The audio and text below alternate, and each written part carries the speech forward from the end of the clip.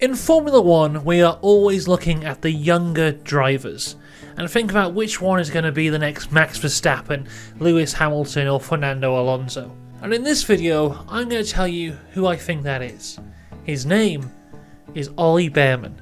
The date was the 8th of May 2005. 5 days previously, I had celebrated my 9th birthday. Is This the Way to Amarillo had just been knocked off the UK #1 spot after 7 weeks by Akon with Lonely. We were over 10 days away from the release of Star Wars Revenge of the Sith. And the most recent Doctor Who episode was The Long Game, which was the one that features Simon Pegg and has that really weird ending. A chip type 2. My head opens. What? Like this? Don't. Don't do what? Stop it. But in Chelmsford in Essex, Ollie Bearman was born. God, he was born in 2005. Ollie would begin karting in 2013 at the age of 8, but this would not be the first of the Bearman family, with Ollie's dad, uncle and granddad all competing in racing at different levels. His dad, David Bearman, used to race with the number 87, which was the days of his 2 sons' birth, the 8th of May for Ollie and the 7th of August for Ollie's younger brother Thomas, who is also currently karting. Since then, both his sons have also used the number 87 in their career. David Bearman would go on to become the CEO of the Eventum Group, a global insurance group who have been sponsors of Ollie throughout his career. Though Ollie's karting career would really take off in 2017, where he won the Honda Cadets Kart Masters British Grand Prix. Then in 2019, he would win the IAME Winters Cup Euro Series and International Final, before making his debut in the lower formulas in 2020. But 2021 would be the standout year for him, moving to Van Amersfoort Racing and competing in both German and Italian Formula 4 at the same time.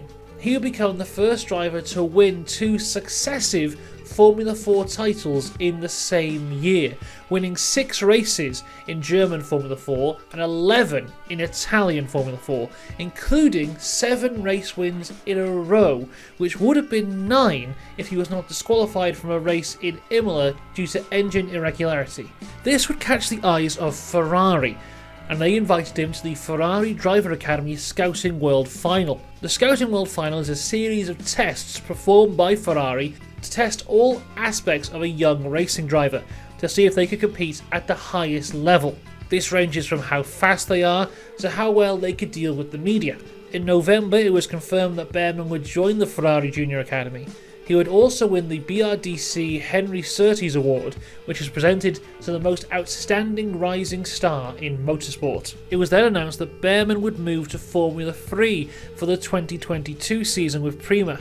This would be where Ollie would meet his greatest rival to date, Victor Martins.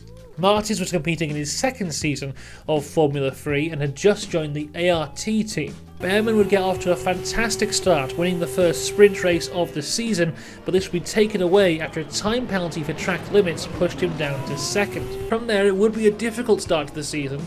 An incident with his teammate in the Imola sprint would cost him points, and a crash with Gregoire Saucy would cost him a podium during the feature race. His next points finish would be a 5th place in the Spanish sprint race, 2 months after his previous points finish. The second half of the F3 season, though, would be far more successful for Bearman. He would have 4 feature race thirds in a row between Silverstone and Spa, and his first actual win in Spa's sprint race. He would have some very disappointing results in Zandvoort after a red flag in qualifying saw him have to start both races 14th, but as he arrived at the final race in Monza, he was still in with a chance at winning the title. But it was not meant to be, as he finished the season 3rd, just 7 points behind champion Victor Martins. And it would turn out that Bearman's rookie year in Formula 3 would be his only year in Formula 3. As for 2023, he would get the call-up to Formula 2. His F2 season would not get off to a good start with a 15th place in the Bahrain sprint, and in the feature he would briefly be able to show his class, charging from 12th to 4th. However, that charge completely cooked his tyres and he would go backwards throughout the rest of the race. The next race would be in Saudi Arabia. His sprint race would be ruined by Théo Pourchaire, and then in the feature race he would take the lead but would go on to spin. Then in Australia, he had an incident with Isaac Hadjar in the pit lane, and this meant that heading into Baku, Ollie had only been able to briefly show how good he was, but due to lots of different events, he was not able to capitalise on it. From the first 6 races of the year, he had scored only 3 points. He was 39 points behind his teammate Frederick Vesti, who was in his second year in Formula 2, 55 points behind Ayuba Iwasa, who was leading the championship, and 12 points behind Victor Martins. In Baku, it looked like his bad form was going to continue when he had a minor shunt in qualifying, which meant he would have to turn his steering wheel slightly to the right in order to go straight, but somehow he was able to get pole position. He would start 9th in the sprint after a penalty for Théo Pourchaire, but he was able to navigate the absolute chaos at the front of the grid, then make a daring overtake on his teammate to take the lead, seconds before the safety car would come out. The race would finish behind the safety car, giving Ollie Bearman his first win in Formula 2, and making him the second youngest F2 race winner ever. The next day, he would start from pole position and take his second F2 win, becoming the second driver in F2 history to win the sprint and feature race in the same weekend. I would go from having 3 points in the championship to having 41 points, and now sitting 4th in the championship. And 2 feature races later, he would get his third win, this time in Spain, again from pole position. Ollie would find decent form over the next few races, scoring points in the next 5. The Silverstone sprint race would be the race that I feel perfectly shows the highs and lows of Ollie Bearman.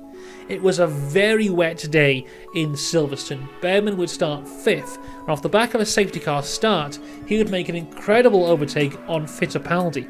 Another safety car would come out, and off the back of that, he would then get past Théo Pourchaire.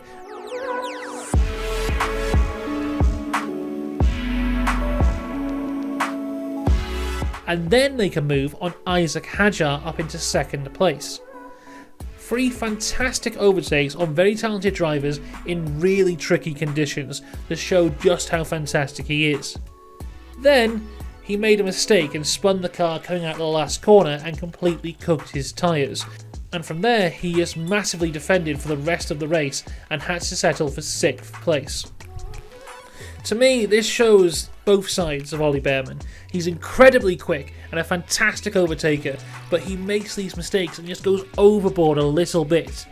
But for me, it's much better to have a fast driver who makes mistakes than a slow driver who is perfect. He reminds me so much of a young Max Verstappen, who was also very fast but would make these mistakes. And just like Verstappen, I think Bearman can iron out these mistakes and eventually will just have the terrific speed and that fantastic aggression.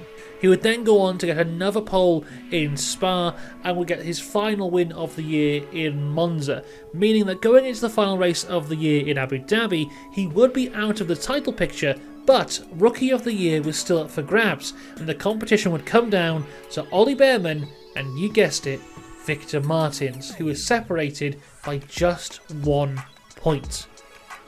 But before we get there, Ollie Bearman would get a call up to the big leagues of Formula 1, where he would drive a Formula 1 car for the first time in a private test with Ferrari, and he would then go on to take part in FP1 in Mexico and Abu Dhabi for Haas as their rookie driver. Bearman would finish top of the 5 rookies taking part in the Mexico session, and he even beat Fernando Alonso, and only finished just over 0.3 of a second off of Nico Hülkenberg in the other Haas. And in the Abu Dhabi session, he was just 1/10 off of Kevin Magnussen. The speed he had in the F1 car would not translate to the F2 car though, as in Abu Dhabi he qualified 17th, whilst his rival for Rookie of the Year Victor Martins qualified 2nd.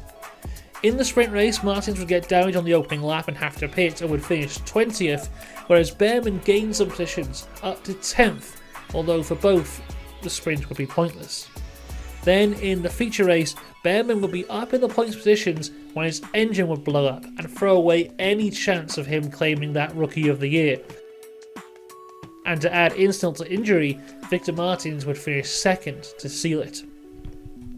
In the end, Bearman would finish 6th in the championship with 4 wins. Only his teammate Frederick Vesti had more wins in the season with 6. Now, as of recording, neither Bearman or Martins have been confirmed for F2 next year, but you would have to think that they'll be staying with the teams. And I would also say they're both very much favourites for the title next year, with the likes of Pourchaire, Vesti, Doohan and Owasa now all moving on. So for another year, we're going to see Martins and Bearman do battle, this time for the F2 title. Now from the stats, it would be very easy to point at Victor Martins and say he is the better driver. He's the F3 champion, he got Rookie of the Year in F2, but I truly do believe on his day there is no young driver better than Ollie Bearman. And if he can get over these little mistakes, then I'm sure we'll be calling him the 2024 Formula 2 champion. But the Prema team are not going to make it easy for him, because they've thrown another big name in the car alongside him as his teammate, Kimi Antonelli. Now, as we discussed earlier, in 2021 Ollie Bearman became the first ever person to win 2 Formula 4 championships in the same year.